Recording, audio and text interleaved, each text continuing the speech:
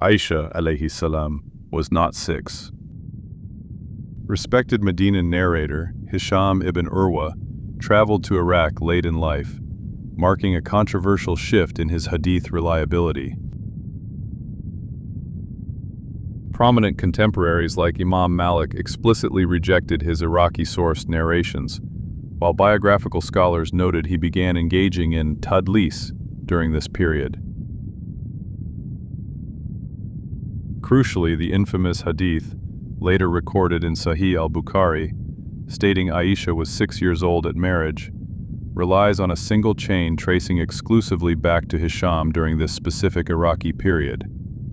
It was never recorded by his prominent Medinan students. The Iraqi narration regarding a young marriage age creates a sharp legal contradiction with structural Quranic requirements for marriage. The Quranic framework. Surah An-Nisa explicitly defines marriage as a very solemn pledge between two people. Furthermore, Surah An-Nisa clarifies that marriage readiness inherently requires reaching an age of sound judgment, legally ruling out early childhood consent. Ibn Hajar al-Asqalani, Ibn Kathir, and al-Dahabi record that Aisha's older sister, Asma, died in 73 AH at the age of 100. Asma was 10 years older than Aisha. This math places Aisha at roughly 17 to 18 at the Hijra, meaning she was 19 to 21 at marriage consummation. Sahih al-Bukhari notes Aisha actively participating as a nurse in the Battle of Uhud. The Prophet strictly banned anyone under the age of 15 from the battlefield. If she was 9 at consummation, she would only be 10 at Uhud, violating this military rule. Historical criticism of the core hadiths in Sahih Bukhari. Even within the core, fully chained prophetic hadiths, classical scholars have never viewed the book as completely free from academic debate. Imam al-Daraqutni argued that a small number of hadiths had subtle defects in their transmission chains, or minor phrasing errors, though the core meanings were mostly safe. Imam al-Nawawi noted that while the Muslim community accepted the book as a whole, the small handful of criticisms raised by experts like al-Daraqutni were academically valid arguments. Sheikh al-Albani applied modern tools of hadith filtering and concluded that a few specific narrations fell down to the level of Hasan, good, or da'if, weak, due to narrator memory lapses. The rapid rise of political and sectarian factions in Kufa and Baghdad triggered widespread hadith fabrication, threatening scriptural integrity. Political dynamics and ideological rivalries pressured partisan fabricators to invent sayings legitimizing their specific groups, misusing the Prophet's authority for socio-political leverage. Scholars countered this by standardizing ilm al-rijal. They weaponized cross-examination, testing an Iraqi transmission against identical reports preserved by independent networks in Medina, Syria, and Egypt. While classical hadith criticism aimed to flag isolated texts lacking cross-provincial corroboration, the system suffered from structural limitations that allowed localized errors to infiltrate canonical works like Sahih Muslim.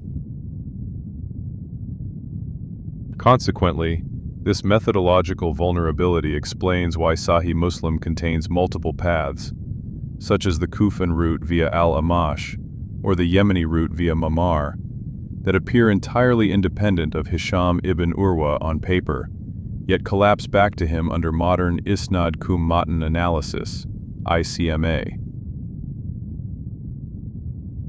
Driven by the viral popularity of Hisham's narrative in the 8th century Iraqi marketplace, elite transmitters like Abu Muawiyah in Kufa and Abd al-Razak in Yemen subconsciously or editorially synthesized the story. Instead of citing Hisham, they indexed the viral information under highly prestigious, heavily traveled local highway chains native to their respective circles. Because Imam Muslim lacked the database capacity to cross-examine the entire global student body of al-Amash or Ma'mar simultaneously, he could not see the statistical anomalies. He was blind to the fact that all of al-Amash's other students in Iraq and all of Ma'mar's other students in Yemen were completely silent about this tradition. This total silence from the rest of the student body is a clear warning sign. By proving that the tradition did not branch out where it naturally should have, historians can rule out al-Zuri or al-Amash as the originators. The lack of peer corroboration pinpoints the exact moment the chain mutated, and it points straight back to Kufa and Hisham. To reject the 10-year age gap between Asma and Aisha, some isolate the specific transmission line that explicitly states Asma was 10 years older than Aisha. They point out that this report relies on Abdurrahman ibn Abi al-Zinad, a narrator classified in Ilm al-Rijal as weak due to severe memory failures later in his life. The argument fails because Ibn Abi al-Zinad is not the only source for this historical data. Independent classical historians, such as Ibn Abd al-Barr, Ibn Asakir, and Imam al-Nawawi, all recorded the exact same 10-year age gap across completely separate biographical networks. Because multiple scholars confirmed the age gap outside of his lineage, throwing out Ibn Abi al-Zinad does not erase the broader historical consensus. We can bypass both disputed narrators entirely by using the birth timeline of the Prophet's daughter, Fatima. Classical records state that Fatima was born 5 years before the Prophet's revelation and was exactly 5 years older than Aisha. This independent calculation places Aisha's birth right at the start of revelation, making her roughly 19 years old at marriage consummation, aligning perfectly with the 10-year sister gap, without ever including Ibn Abi al-Zinad.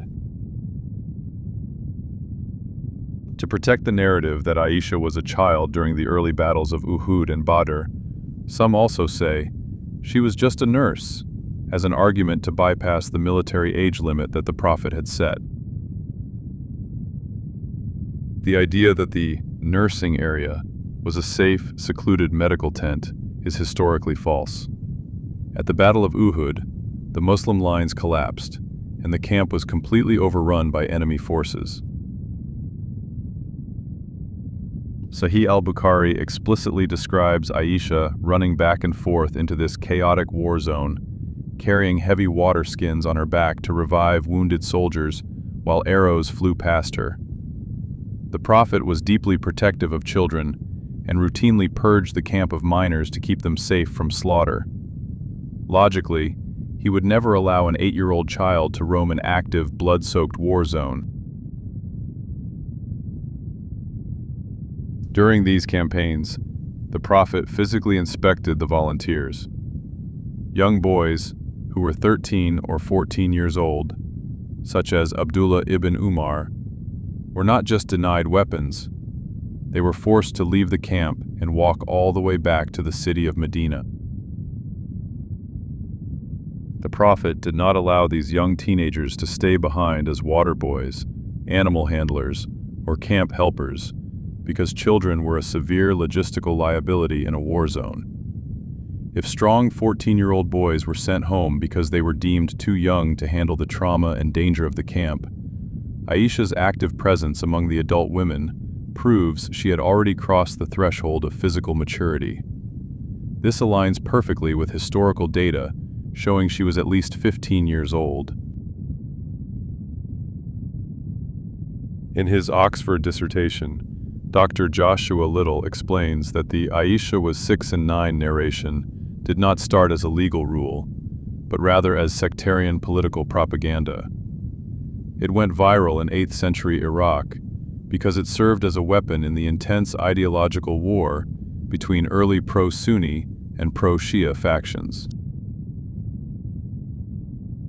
8th century Iraq, especially the city of Kufa, was the capital of the early Shia movement. Shia polemicists heavily targeted Aisha's legacy because she had famously led an army against the Prophet's son-in-law, Ali, at the Battle of the Camel. Shia critics painted Aisha as a politically aggressive, rebellious, and untrustworthy figure who disrupted the Muslim community. To shield her, pro-Sunni transmitters in Iraq needed to completely change her public image. By creating a narrative where she entered the Prophet's house as a completely innocent, doll-playing child of 6 or 9, they reframed her image. She was no longer a calculated political rebel. She was the Prophet's pristine, beloved, and protected young wife. A massive theological battle of the 8th century was determining who held the ultimate religious authority after the Prophet. His blood family, the al-Bayt, championed by the Shia, or his companions, championed by the Sunnis. Shia factions argued that Fatima, the Prophet's daughter, and Ali were uniquely pure and chosen. To match this prestige, Sunni partisans weaponized the child marriage narrative to emphasize that Aisha was the only virgin the Prophet ever married. By asserting she was so young when she married him, they argued she was spiritually and intellectually raised entirely inside the household of prophecy. This effectively made her a primary member of the Prophet's household, al-Bayt, from early childhood, cementing her authority as an undisputed transmitter of Islam over her Shia rivals. The timeline of when Hisham ibn Urwa moved to Iraq perfectly matches the rise of the Abbasid Caliphate, around 750 CE. Hisham ibn Urwa left Medina because he was deeply in debt. He traveled to the new Abbasid courts in Iraq to seek financial gifts and state patronage from the Caliph al-Mansur. In these competitive court environments, scholars were expected to deliver exciting, unique, and highly specific stories about the Prophet's inner family life to entertain and legitimize the religious ruling elite. Dr. Little notes that the sensational details of the 6 and 9 age, along with stories of Aisha playing with toys under the Prophet's cloak, were perfect for this market. Once Hisham introduced this highly memorable narrative to the elite circles of Iraq, local transmitters aggressively copied it, upgraded the chains, and made it go viral across the empire. The narrative was born out of an 8th century Iraqi culture war. It was designed to defend Aisha against Shia political attacks, prove her spiritual superiority over rival lineages, and satisfy the appetites of the new Abbasid political courts. Once it achieved its political goal of protecting her honor, it became so deeply embedded in Islamic history that later 9th century scholars accepted it as literal fact. Our mother, Aisha, alayhi salam, did not marry at the age of 6, and our Prophet is the best of mankind, an example for mankind. He did not marry a child,